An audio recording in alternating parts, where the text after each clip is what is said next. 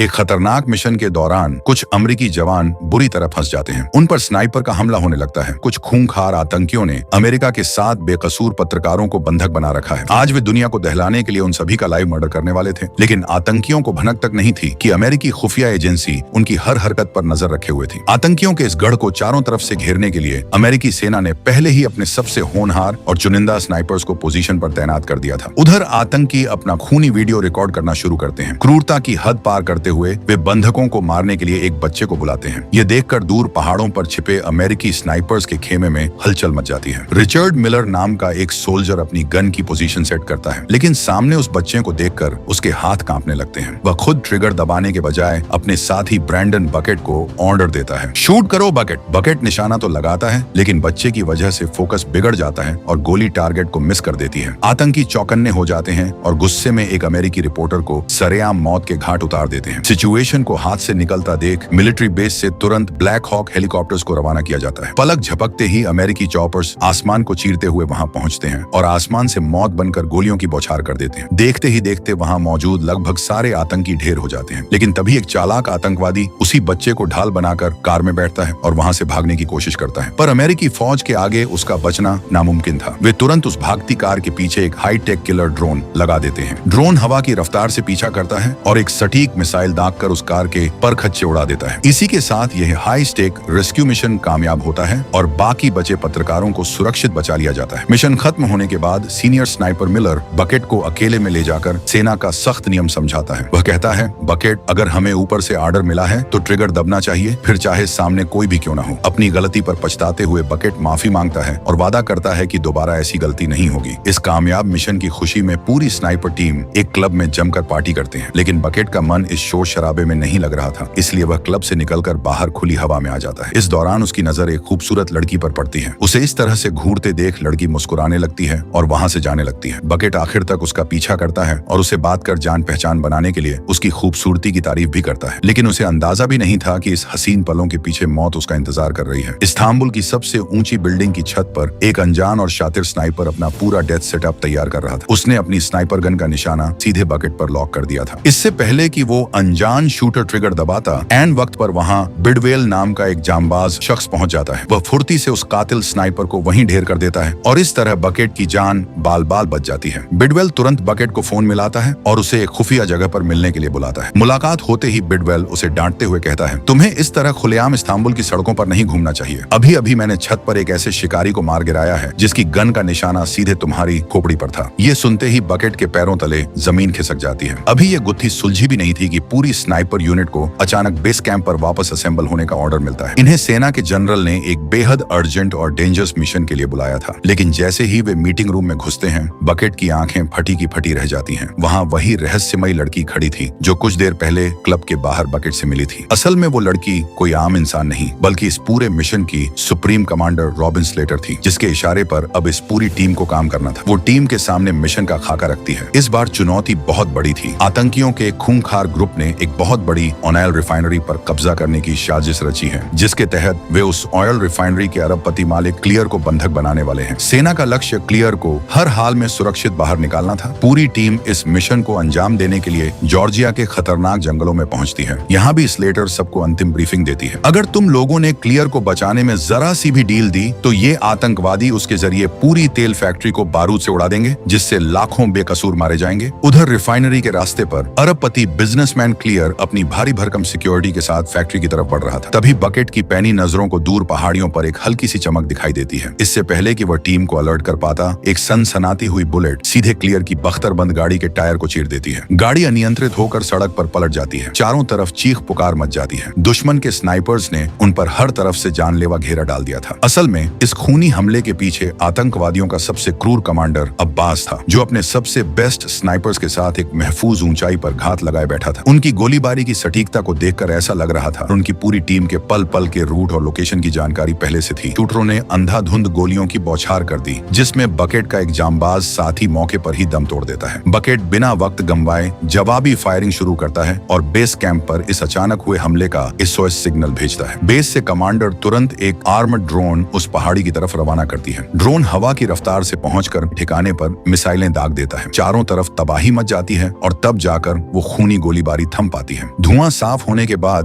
Bucket और उसके बचे हुए सोल्जर्स उस पहाड़ी पर छानबीन करने जाते हैं, लेकिन हैरान करने वाली बात यह थी कि वहां एक भी लाश नहीं मिलती। दुश्मन इतनी बड़ी तबाही के बाद भी अपनी लाशें समेटकर गायब हो चुके थे। खैर, बकेट और उसकी टीम क्लियर को सुरक्षित निकाल लेती है। हालांकि इस भयानक हादसे से क्लियर बुरी तरह सहमा हुआ था। बेस कैंप लौटते ही बकेट के सब्र का बांध टूट जाता है। वह सीधे सुप्रीम कमांडर के केबिन में घुसता है और गुस्से से लाल होकर चिल्लाता है, आपने हमें इस मिशन की अधूरी और झूठी जानकारी दी थी। इंटेलिजेंस रिपोर्ट में कहा गया था कि वहां मुट्ठी भर आतंकी है, लेकिन वहां पूरी फौज हथियारों और स्नाइपर्स के साथ हमारा इंतजार कर रही थी। बात यही नहीं रुकती। बकेट कमांडर की आंखों में आंखें डालकर वो कड़वा सच बोल देता है जिसे सब छुपा रहे थे। मुझे पूरा यकीन है कि हमारे इस हेडक्वार्टर में कोई गद्दार बैठा है जो दुश्मनों से मिला हुआ है। उसी ने हमारी पल पल की लोकेशन लीक की, जिसका फायदा अब्बास ने उठाया। कमांडर के सामने इस तरह बगावत करने और गद्दारी का आरोप लगाने की बकेट को बहुत भारी कीमत चुकानी पड़ती है। कोर्ट मार्शल से बचते हुए अनुशासनहीनता के आरोप में उसकी पोस्टिंग दुनिया की सबसे खौफनाक और बर्फीली जगह पर कर दी जाती है, जहां एक आम इंसान का जिंदा बचना भी नामुमकिन था। ग्रेहान कुश माउंटेन। उसे उस जमा देने वाले पहाड़ पर बिछी सीक्रेट ओनायल पाइपलाइन की रखवाली और मॉनिटरिंग का काम सौंपा जाता है। वहां पहुंचने पर बकेट को साजिद नाम का एक लोकल गाइड मिलता है जो बर्फीले रास्तों का माहिर था। साजिद उसे उस सूने और सर्द पहाड़ की सबसे ऊपरी चोटी पर ले जाता है, जहां एक छोटा सा लोकल बार बना हुआ था। इस कड़कड़ाती ठंड में बकेट का सामना अब एक नए और अनदेखे खतरे से होने वाला था। पहाड़ी बार में कदम रखते ही साजिद बकेट को कान में फुसफुसाते हुए सख्त हिदायत देता है, यहाँ चाहे जो हो जाए, जुबान से अंग्रेजी का एक लफ्ज मत निकालना। यहाँ के लोकल लोग अमेरिकियों से नफरत करते हैं। लेकिन किस्मत को कुछ और ही मंजूर था। बातों बातों में बकेट की जुबान फिसल जाती है और उसके मुंह से एक अंग्रेजी शब्द निकल जाता है। बस फिर क्या था, पूरे बार का माहौल बदल जाता है। वहाँ मौजूद खूंखार लोग बकेट पर टूट पड़ते हैं और एक भयंकर गैंग वॉर शुरू हो जाती है। लेकिन सामने वाले भूल गए थे कि बकेट कोई आम इंसान नहीं, बल्कि अमेरिकी फौज का एक ट्रेंड और जामबाज सोल्जर है। वह अकेले ही उन सब पर भारी पड़ता है और लात घूंसों की बरसात करके सबको फर्श पर चढ़ा देता है। इसी हंगामे के बीच वहाँ मास्को नाम के एक सीनियर ऑफिसर की एंट्री होती है। वो मुस्कुराते हुए बकेट से कहता है, चलो तुम आखिरकार आ गए, मुझे तुम्हारा ही इंतजार था। मास्को उसे एक खुफिया बेस पर ले जाता है, जहाँ कुछ स्थानीय चोरों को पकड़ कर रखा गया था। मास्को उसे समझाता है कि ये लोग इस सीक्रेट पाइपलाइन का गलत इस्तेमाल कर रहे हैं और हमारे दुश्मनों को हमारी पल पल की खबर दे रहे हैं। लेकिन जब बकेट उन कैदियों को गौर से देखता है तो उसका स्नाइपर सेंस समझ जाता है कि ये कोई देशद्रोही या आतंकी नहीं, बल्कि सिर्फ भुखमरी के शिकार मामूली तेल चोर हैं। बकेट मास्को से कहता है, इन्हें जान से मारना नाइंसाफी होगी, इन्हें सिर्फ जेल में डाल देना काफी है। इसके बाद बकेट उन्हें एक पुराने बंकर की तरफ ले जाता है। वहाँ उन्हें एक सहमी हुई लोकल औरत मिलती है जिसके हाथ में बंदूक थी। जैसे ही उसकी नजर बकेट की वर्दी और गन पर पड़ती है, उसकी आंखों में जिंदगी की भीख और मदद की गुहार साफ दिखाई देती है। लेकिन इससे पहले कि बकेट कुछ समझ पाता, बंकर के अंधेरे से एक आतंकी निकलकर बकेट पर अंधाधुंध फायरिंग शुरू कर देता है। जवाबी कार्रवाई में बकेट की बैकअप टीम उस आतंकी के साथ साथ उस औरत को भी गोलियों से भून देती है। अपनी आंखों के सामने एक औरत की लाश देखकर बकेट का दिल बैठ जाता है। उसे यह क्रूरता बिल्कुल पसंद नहीं आती, क्योंकि उसका एक अटूट वसूल था। वह अपनी जिंदगी में कभी भी औरतों और बच्चों पर ट्रिगर नहीं दबाएगा। सीरिया में भी इसी वसूल की वजह से उसका निशाना चूका था और आज वह सजा के तौर पर इस बर्फीले पहाड़ पर था। ये सुनकर मास्को की आंखें पत्थर आ जाती हैं। वह एक ठंडी सांस लेता है और अपने अतीत का वो खौफनाक पन्ना खोलता है जिसे सुनकर बकेट के रोंगटे खड़े हो जाते हैं। मास्को कहता है, बकेट, तुम्हारी ही तरह मेरा भी एक वसूल था। सालों पहले एक मिशन के दौरान मैं स्नाइपर पोजीशन पर तैनात था और मेरे ऊपर पूरे मिलिट्री बेस की सुरक्षा की जिम्मेदारी थी। तभी दूरबीन से मैंने एक छोटी बच्ची को बेस की तरफ आते देखा। उसने अपनी जैकेट के अंदर कुछ छुपा रखा था। मुझे लगा शायद कोई भूखी बच्ची है, खाने का सामान छुपा कर ला रही होगी ताकि कोई छीन न ले। मैंने अपने वसूल के आगे घुटने टेक दिए और उस पर गोली नहीं चलाई, लेकिन यही मेरी जिंदगी की सबसे भयानक भूल साबित हुई। मास्को का गला रूंध जाता है। वह आगे कहता है, उस मासूम बच्ची के जिस्म पर खाना नहीं, बल्कि एक आत्मघाती सुसाइड बॉम्ब बंधा हुआ था। वह हंसते हुए बेस के अंदर घुसी और उसने खुद को उड़ा दिया। उस एक चूक की वजह से मैंने अपने 300 जांबाज साथियों को अपनी आंखों के सामने दम तोड़ते देखा। सच है कि उस बच्ची को मोहरा बनाया गया था, लेकिन अगर मैंने उस दिन अपना वसूल छोड़कर ट्रिगर दबा दिया होता तो आज मेरे वो 300 भाई जिंदा होते। बकेट, ये बात हमेशा याद रखना, हमारी उंगली पर लाखों बेकसूरों की जिंदगी की जिम्मेदारी होती है। जंग के मैदान में सिर्फ मिशन मायने रखता है, जज्बात नहीं। मास्को की बातों ने बकेट के सोचने का नजरिया पूरी तरह बदल दिया था। तभी अचानक उसके सैटेलाइट फोन की घंटी बजती है। दूसरी तरफ उसका पुराना साथी मिलर था। मिलर की आवाज में एक अजीब सी हड़बड़ाहट थी। वह कहता है, बकेट, एक बहुत बड़ा अपडेट है। रिफाइनरी वाले मिशन में तुमने पहाड़ी पर जिस आतंकी को ढेर किया था, वह असल में मोस्ट वांटेड टेररिस्ट अब्बास का सगा कजिन था। और सबसे बड़ी खबर यह है कि अब्बास अभी भी जिंदा है। वह अपने कजिन की मौत का बदला लेने के लिए तड़प रहा है। हेडक्वार्टर ने इस सीक्रेट ऑपरेशन को दोबारा एक्टिव कर दिया है और तुम्हारे लिए सीधे ऊपर से अंडर ऑर्डर आया है। रणनीति के तहत बकेट और उसकी टीम अब्बास के संभावित ठिकाने की तरफ बढ़ती है और उस पूरे इलाके के चारों तरफ हाई इंटेंसिटी लैंडमाइंस और बारूद का एक ऐसा चक्रव्यूह बिछा देती है जिससे परिंदा भी पर न मार सके। तभी दूरबीन से उन्हें कुछ ही दूरी पर एक सुनसान कॉटेज दिखाई देता है। यह अब्बास और उसके खूंखार लड़ाकों का आखिरी गढ़ था, जहां उन्होंने कुछ अमेरिकी सोल्जर्स को बंधक बना रखा था। बकेट और उसकी टीम अपनी अपनी स्नाइपर पोजीशन लॉक करती है और दबे पांव कॉटेज की तरफ बढ़ने लगती है, लेकिन दुश्मन भी पूरी तैयारी के साथ घात लगाए बैठे थे। अचानक दोनों तरफ से भीषण गोलीबारी शुरू हो जाती है। आतंकियों की संख्या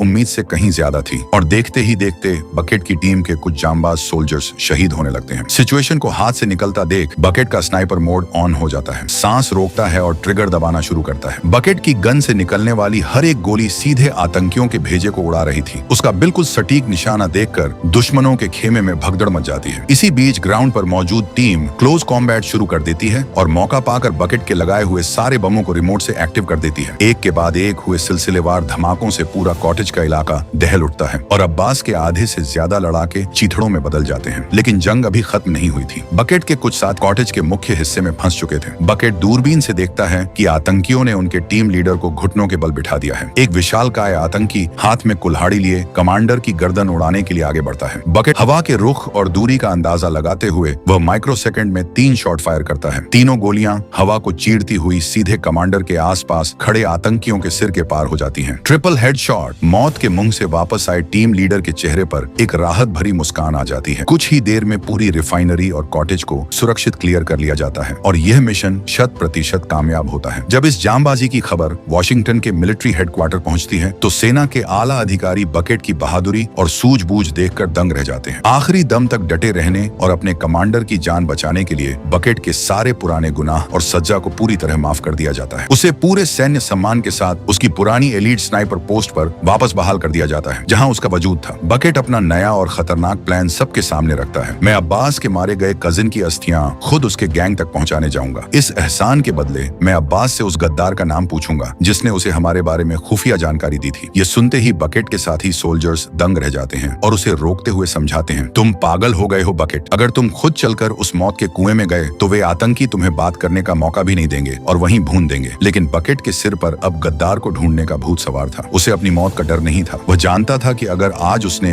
यह बड़ा कदम नहीं उठाया तो उस गद्दार का चेहरा कभी सामने नहीं आ पाएगा। अपने फैसले पर अड़े रहकर बकेट अब्बास के कजिन की अस्थियों का बॉक्स उठाता है और निकल पड़ता है। इस खतरनाक सफर पर उसके साथ उसका एक भरोसेमंद साथी भी था जिसे आतंकियों की लोकल भाषा का पूरा ज्ञान था। कड़े और पथरीले रास्तों को पार करते हुए आखिरकार दोनों दुश्मन के उस खुफिया इलाके में पहुंच जाते हैं जहां अब्बास का एक सबसे खास कमांडर अपनी बंदूकों के साथ मुस्तैद था। बकेट बिना डरे आगे बढ़ता है और बड़े सम्मान के साथ अस्थियों का बॉक्स उसके हवाले कर देता है। बॉक्स सौंपने के बाद बकेट सीधे मुद्दे पर आता है और पूछता है, तुम्हें रिफाइनरी वाले मिशन के दौरान हमारी सीक्रेट लोकेशंस किसने लीक की थी? ये सवाल सुनते ही वो आतंकी कमांडर गुस्से से पागल हो जाता है। वह गन तानते हुए चिल्लाता है, हमने कभी किसी अमेरिकी गद्दार से मदद नहीं मांगी है और न ही हमें तुम्हारी किसी भीख की जरूरत है। उधर मिलिट्री बेस के कंट्रोल रूम में बैठे जनरल सैटेलाइट कैमरों से इस पूरी हलचल को लाइव देख रहे थे। स्क्रीन पर आतंकियों के गुस्से और तनी हुई बंदूकों को देखकर जनरल भांप जाते हैं कि बकेट और उसके साथी की जान इस वक्त बेहद गहरे खतरे में है। बिना एक सेकंड गंवाए जनरल तुरंत किलर ड्रोन को मिसाइल फायर करने का सख्त ऑर्डर दे देते हैं। उधर पहाड़ी पर वह आतंकी कमांडर बकेट की आंखों में आंखें डालकर आखिरी चेतावनी देता है, अस्थियां वापस लाने की वजह से आज मैं तुम्हें जिंदा छोड़ रहा हूँ, लेकिन याद रखना अगर दोबारा हमारे रास्ते में आए तो सबसे पहले तुम्हारी खोपड़ी उड़ेगी। तभी आसमान को चीरती हुई ड्रोन की एक विनाशकारी मिसाइल सीधे उस पहाड़ी पर आकर गिरती है। एक भयंकर धमाका होता है। बकेट और उसकी किस्मत अच्छी थी कि वे समय रहते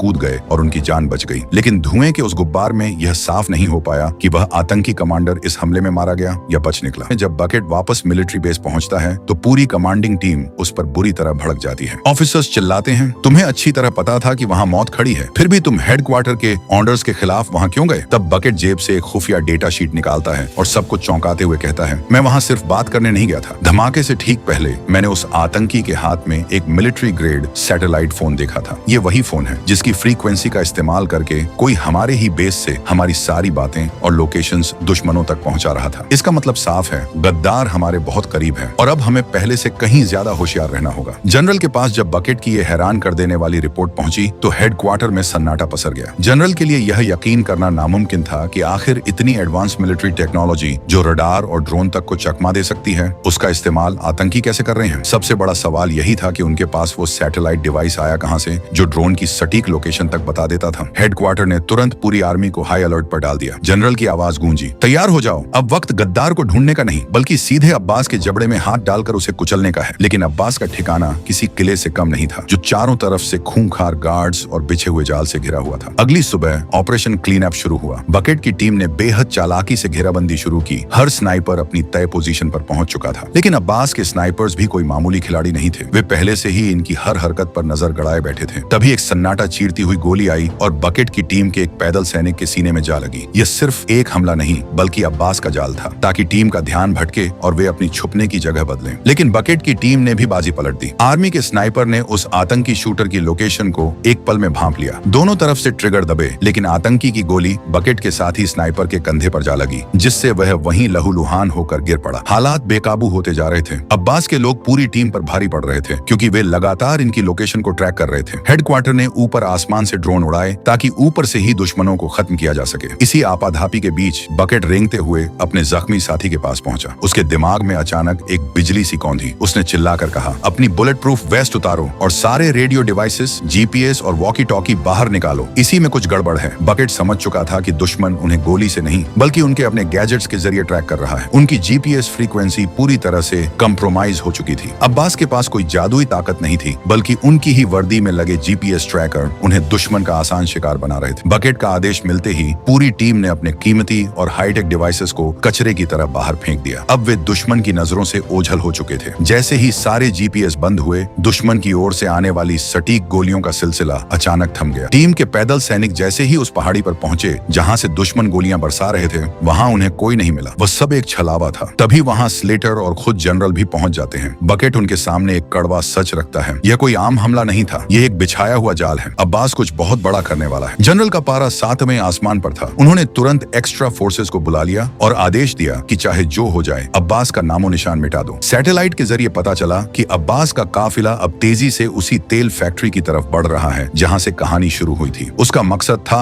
पूरे हेडक्वार्टर को अपने कब्जे में लेना। अब्बास की फौज ने फैक्ट्री पहुंचते ही कत्लेआम शुरू कर दिया। वहां तैनात गार्ड्स को मौत के घाट उतार दिया गया। हालात इतने बिगड़ चुके थे कि जनरल और खुद स्लेटर की जान भी अब सीधे निशाने पर थी। तभी बकेट और मिलर एक फरिश्ते की तरह वहां पहुंचते हैं। वे फैक्ट्री से थोड़ी दूरी पर अपनी स्नाइपर पोजीशन लेते हैं। बकेट की एक एक गोली सीधे आतंकियों के सीने में जाकर लग रही थी। तभी मिलर को एक तरकीब सूझती है। बकेट, मैं उन्हें तेज रोशनी से अंधा करता हूँ, तुम उस ऑपरेटर को उड़ाओ जो सैटेलाइट को कंट्रोल कर रहा है। लेकिन अब्बास का स्नाइपर भी कोई मामूली खिलाड़ी नहीं था। उसने बकेट की आहट पाली थी। उसने बकेट की ओर एम किया लेकिन गोली बकेट के बजाय उसके बगल में खड़े एक साथी को जा लगी। बकेट का खून खौल उठा। वह उस स्नाइपर को ढूंढने लगा। तभी उसकी गन की हल्की सी फ्लैश चमक बकेट को दिखाई दी। बकेट ने बिना पलक झपकाए ट्रिगर दबाया। गोली सीधे उस स्नाइपर के गले को चीरती हुई निकल गई। स्नाइपर के मरते ही अब्बास के खेमे में भगदड़ मच गई। बाकी बचे आतंकी अपनी जान बचाकर वहां से भाग खड़े हुए। बकेट की जांबाजी ने न केवल उस तेल रिफाइनरी को बचाया बल्कि जनरल और स्लेटर की जान भी बचा ली। कुछ दिनों बाद पूरी टीम इस्तांबुल में एक बार फिर इकट्ठा होती है। जनरल बकेट के पास आते हैं और हाथ मिलाते हुए कहते हैं, तुमने साबित कर दिया कि तुम हमारी सबसे बड़ी ताकत हो। हमें आगे भी तुम्हारी जरूरत पड़ेगी, तैयार रहना। इसके बाद बकेट स्लेटर के पास जाता है। स्लेटर शर्मिंदगी के साथ बकेट से माफ, बकेट, जीपीएस वाली तुम्हारी बात सही थी। अगर मैंने तब तुम्हारी बात मान ली होती तो शायद हम अपने बहुत से साथियों को बचा सकते थे। बकेट बस एक छोटी सी मुस्कान देता है। उस जांबाज स्नाइपर ने अपनी काबिलियत साबित कर दी थी और इसी के साथ यह खूनी खेल हमेशा के लिए खत्म हो जाता है। तो दोस्तों,